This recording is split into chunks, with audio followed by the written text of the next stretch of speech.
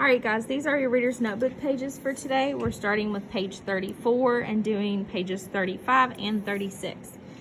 This page works with your spelling words that have the long E sound spelled with a Y. You're going to sort these words whether they have double consonants or single consonants, okay? Double consonants means there's two consonants together side by side.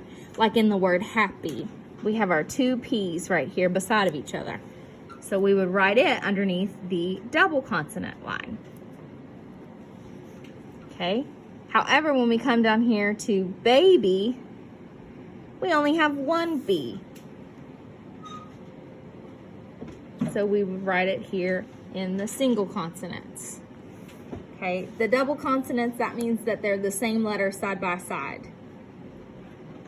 Okay? All right. So you'll finish these and then turn over to page 35. On this page, we're working with using was and were. Again, these are be verbs when they take different forms.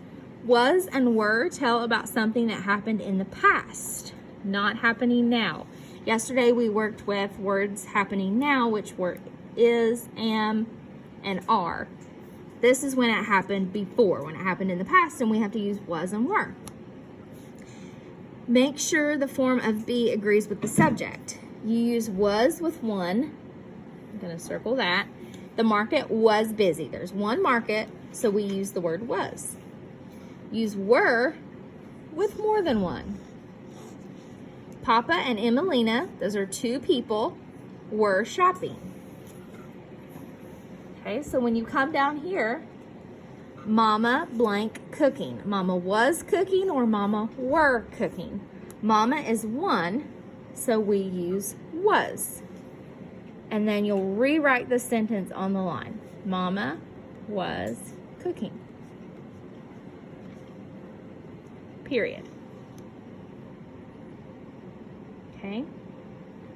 The beans was boiling, or the beans were boiling. Beans is more than one, and up here it says more than one, we use were. So we would say the beans were boiling. Don't forget your period. Okay, pause to do 3 and 4. And then we'll turn it over to do page 36. So our focus trait is word choice using sense words.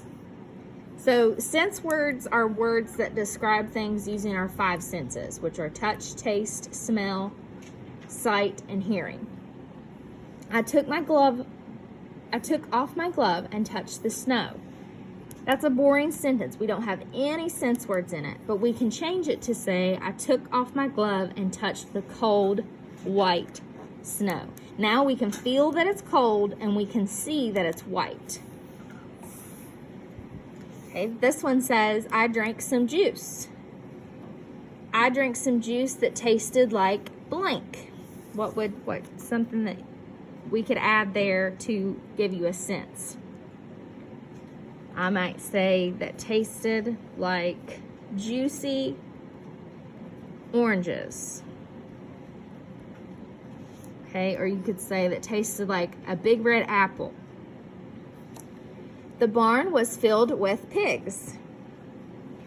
The barn was filled with blank pigs. We could say big, comma, muddy pigs. Because you can see that they're big and you can see that they're muddy. You could even say muddy, smelly pigs, and then you would be able to see that they're muddy and smell that they were smelly. So they would have 2 senses with that sentence. Okay, when you come down to the bottom, I saw a field.